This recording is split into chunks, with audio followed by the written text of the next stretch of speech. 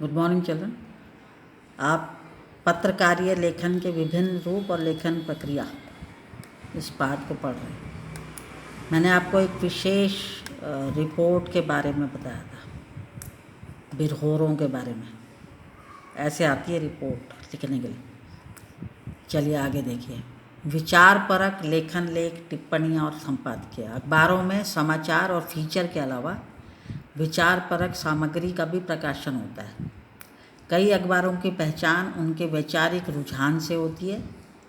एक तरह से अखबारों में प्रकाशित होने वाले विचारपूर्ण लेखन से उस अखबार की छवि बनती है। तो अखबारों में संपादकीय पृष्ठ पर प्रकाशित होने वाले संपादकीय अग्रलेख, लेख और टिप्पणियाँ इसी विचार परक पत्रकारीय लेखन की श्रेणी में आते हैं और इसके अलावा विभिन्न विषयों के विशेषज्ञों या वरिष्ठ पत्रकारों के स्तंभ माने कॉलम भी विचार परक लेखन के तहत आते हैं। कुछ अखबारों में संपादकीय पृष्ठ के सामने ऑप एड पृष्ठ पर भी विचार परक लेख, टिप्पणी और स्तंभ प्रकाशित होते हैं। तो खास बातें हैं वो समझ लीजिए। मैंने आपको प्रश्नोत्तर भी उसी हिसाब से दिए हैं ताकि छोटे छोटे आते हैं इसमें लिखने के लिए। फिर संपादकीय लेखन। संपादकीय पृष्ठ पर प्रकाशित होने वाले संपादकीय को उस अखबार की अपनी आवाज़ माना जाता है और संपादकीय के जरिए अखबार किसी घटना, समाचार या मुद्दे के प्रति अपनी राय प्रकट करते हैं। तो संपादकीय किसी व्यक्ति विशेष का विचार नहीं होता, इसलिए उसे किसी के नाम के साथ नहीं छापा जाता। संपादकीय लिखने का दायित्व उस अखबार में काम करने वाले संपादक और उनके सहयोगियों पर होता है। आमतौर पर अखबारों में सहायक संपादक संपादकीय लिखते हैं। कोई बाहर का लेखक या पत्रकार संपादकीय नहीं लिख सकता है। तो हिंदी के अखबारों में 3, कुछ में 2 और कुछ में केवल 1 संपादकीय प्रकाशित होता है। अब संपादकीय का एक उदाहरण प्रस्तुत है। कैसे? मूल्यांकन का दायरा। अगले विद्यालयी शिक्षा सत्र से विद्यार्थियों के सतत और व्यापक मूल्यांकन की प्रक्रिया लागू हो जाएगी। तो इससे पाठ्य पुस्तकों का बोझ और परीक्षा का तनाव कम करने का सरकार का मकसद किसी हद तक पूरा हो सकता है। इस प्रक्रिया को अपनाने का प्रस्ताव राष्ट्रीय शैक्षिक अनुसंधान एवं प्रशिक्षण परिषद का था। फिलहाल लिखित और प्रायोगिक परीक्षाओं, प्रायोगिक माने जो प्रैक्टिकल्स होते हैं, के आधार पर मूल्यांकन का प्रावधान है, जबकि विद्यालय में रहते हुए विद्यार्थी की सक्रियता पाठ्य पुस्तकों तक सीमित नहीं होती। वह खेलकूद, संगीत, भाषण, वाद विवाद जैसी अनेक रचनात्मक गतिविधियों में भी शरीक होता है, उसमें भी शामिल होता है। कई एक्टिविटीज़ में हिस्सा लेता है। इनका पाठ्यक्रम से सीधे कोई संबंध भले ना हो, पर ये विद्यार्थी के सीखने समझने की प्रक्रिया का हिस्सा होती हैं। इसलिए इस बात की ज़रूरत लंबे समय से महसूस की जा रही है कि विद्यार्थी का समग्र मूल्यांकन होना चाहिए, पूरी तरह से मूल्यांकन होना चाहिए। लिखित और प्रायोगिक परीक्षा के आधार पर सिर्फ पाठगत ज्ञान और बोध को जांचा परखा जा सकता है कि कितना आता है विद्यार्थी को, इसके बारे में मूल्यांकन करके किया जाता है। प्रोफेसर यशपाल भी विद्यार्थी के समग्र मूल्यांकन के पक्षधर रहे हैं। जब एनसीईआरटी की नई पाठ्यचर्या की रूपरेखा तैयार करने के लिए उनकी अध्यक्षता में समिति का गठन किया गया, तभी उन्होंने सतत और व्यापक मूल्यांकन की पद्धति अपनाने का सुझाव दिया था। अब ये विद्यालयों की जिम्मेदारी होगी कि वे विद्यार्थियों की शैक्षणिक योग्यता के साथ ही उनकी दूसरी गतिविधियों को भी आंकें। इसके लिए 100 में से 20 अंक निर्धारित किए गए हैं। इन्हें विद्यार्थी के वार्षिक और बोर्ड परीक्षाओं में प्राप्त अंकों में जोड़ा जाएगा। 20 अंक मिलते हैं जो आपके इंटरनल मार्क्स होते हैं। इस पद्धति के लागू होने से जहां विद्यार्थियों में पाठ्यक्रम से अलग स्कूली गतिविधियों में हिस्सा लेने का उत्साह बढ़ेगा, वहीं अध्यापक भी इनके प्रति अधिक जिम्मेदारी महसूस करेंगे। मतलब और गतिविधियाँ जो स्कूल में होती हैं उनमें जो विद्यार्थी पाठ्यक्रम के अलावा हिस्सा लेंगे, उसमें उसके आधार पर भी अंक दिए जाने चाहिए। तो अध्यापक भी इसके प्रति जिम्मेदार हो जाएंगे।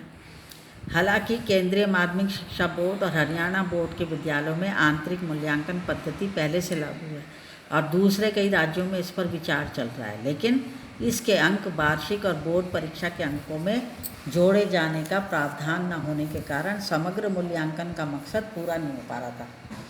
एनसीईआरटी की नई पाठ्यचर्या में विद्यार्थियों को खेल खेल में अपने आसपास के वातावरण और रोज़मर्रा की ज़िंदगी से भी सीखने सिखाने पर जोर है। इसलिए प्रस्तावित मूल्यांकन पद्धति से यह प्रक्रिया और पुष्ट होगी। देखा जाता है कि पाठ्यक्रम पर अधिक जोर होने के कारण अनेक विद्यार्थी खेलकूद, सांस्कृतिक, सामाजिक और कलात्मक गतिविधियों में दिलचस्पी नहीं लेते हैं। अभिभावक भी मतलब पेरेंट्स बच्चों को इनके प्रति प्रोत्साहित नहीं करते हैं, उनको इनकरेज नहीं करते हैं। निजी स्कूलों में सह शैक्षणिक गतिविधियों पर ज़रूर कुछ ध्यान दिया जाता है, जो निजी स्कूल माने प्राइवेट जो स्कूल होते हैं, मगर ज़्यादातर सरकारी स्कूल इनके प्रति उदासीन ही दिखाई देते हैं, उनके यहाँ इतनी गतिविधियाँ नहीं होती हैं। समग्र मूल्यांकन की पद्धति लागू होने से वे ऐसी गतिविधियाँ आयोजित करने के लिए बाध्य होंगे, मतलब मजबूर हो जाएंगे, क्योंकि इस पद्धति में विद्यार्थी की सामाजिक सक्रियता और अनुशासन जैसे गुणों का भी मूल्यांकन आवश्यक होगा। इसलिए अध्यापकों की भूमिका अध्यापन तक सीमित नहीं रहेगी, सिर्फ पढ़ाना ही नहीं बल्कि उनकी और गतिविधियों पर भी उनकी नज़र रहेगी। तो शिक्षणेतर गतिविधियों की बाबत अध्यापकों में जागरूकता और जानकारी की कमी भी विद्यार्थियों की कलात्मक, सांस्कृतिक या सामाजिक कार्य संबंधी क्षमताओं के विकास में रोड़ा साबित होती रहेगी। रोड़ा माने बाधा बनती है मतलब। इसलिए ऐसी गतिविधियों के मद्देनज़र अध्यापकों के प्रशिक्षण पर भी ध्यान देना होगा। जनसत्ता में प्रकाशित संपादकीय मतलब किसी जनसत्ता में लोगों को बताने के लिए प्रकाशित किया गया संपादकीय। अब है स्तंभ लेखन। क्या है स्तंभ लेखन? इसी तरह स्तंभ लेखन भी विचारपरक लेखन का एक प्रमुख रूप है। कुछ महत्वपूर्ण लेखक अपने खास वैचारिक रुझान के लिए जाने जाते हैं, उनकी अपनी एक लेखन शैली भी विकसित हो जाती है। ऐसे लेखकों की लोकप्रियता को देखकर अखबार उन्हें एक नियमित स्तंभ लिखने का जिम्मा दे देते हैं। स्तंभ का विषय चुनने और उसमें अपने विचार व्यक्त करने की स्तंभ लेखक को पूरी छूट होती है। तो स्तंभ में लेखक के विचार अभिव्यक्त होते हैं और यही कारण है कि स्तंभ अपने लेखकों के नाम पर जाने और पसंद किए जाते हैं। कुछ स्तंभ इतने लोकप्रिय होते हैं कि अखबार उनके कारण भी पहचाने जाते हैं, लेकिन नए लेखकों को स्तंभ लेखन का मौका नहीं मिलता है क्योंकि उनको इतना तजुर्बा नहीं होता है। अब संपादक के नाम पत्र। अखबारों के संपादकीय पृष्ठ पर और पत्रिकाओं की शुरुआत में संपादक के नाम पाठकों के पत्र भी प्रकाशित होते हैं। सभी अखबारों में यह एक स्थायी स्तंभ होता है, इसको कहते हैं स्थायी स्तंभ। यह पाठकों का अपना स्तंभ होता है। इस स्तंभ के जरिए अखबार के पाठक न सिर्फ विभिन्न मुद्दों पर अपनी राय व्यक्त करते हैं बल्कि जन समस्याओं को भी उठाते हैं। तो एक तरह से ये स्तंभ जनमत को प्रतिबिंबित करता है, मतलब लोगों के विचारों को दिखाता है। तो ज़रूरी नहीं कि अखबार पाठकों द्वारा व्यक्त किए गए विचारों से सहमत हो। यह स्तंभ नए लेखों के लिए लेखन की शुरुआत करने पर और उन्हें हाथ मांजने का भी अच्छा अवसर देता है। तेरा लेख। सभी अखबार संपादकीय पृष्ठ पर समसामयिक मुद्दों पर वरिष्ठ पत्रकारों और उन विषयों के विशेषज्ञों के लेख प्रकाशित करते हैं।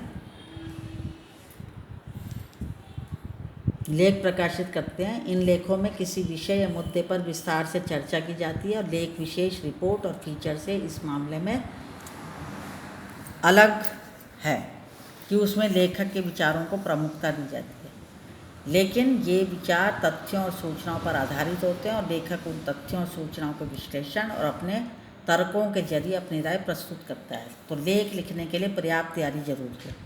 इसके लिए उस विषय से जुड़े सभी तथ्यों और सूचनाओं के अलावा पृष्ठभूमि सामग्री भी जुटानी पड़ती है कि उसकी शुरुआत कैसे की जाएगी। ये भी देखना चाहिए कि उस विषय पर दूसरे लेखकों और पत्रकारों के क्या विचार हैं। तो लेख की एक कोई निश्चित लेखन शैली नहीं होती और हर लेखक की अपनी शैली होती है, लेकिन अगर आप अखबारों और पत्रिकाओं के लिए लेख लिखना चाहते हैं तो शुरुआत उन विषयों के साथ करनी चाहिए जिस पर आपकी अच्छी पकड़ और जानकारी हो। लेख का भी एक प्रारंभ होता है, मध्य होता है, अंत होता है। लेख की शुरुआत में अगर उस विषय के सबसे ताज़ा प्रसंग या घटनाक्रम का विवरण दिया जाए तो फिर उससे जुड़े हुए अन्य पहलुओं को सामने लाया जाए। पहले प्रारंभ जो है उसका आकर्षक होना चाहिए। तो लेख का प्रारंभ आकर्षक बन सकता है अगर पहले अच्छी बातें की जाए तो। इसके बाद तथ्यों की मदद से विश्लेषण करते हुए आखिर में आप अपना निष्कर्ष या मत प्रकट कर सकते हैं।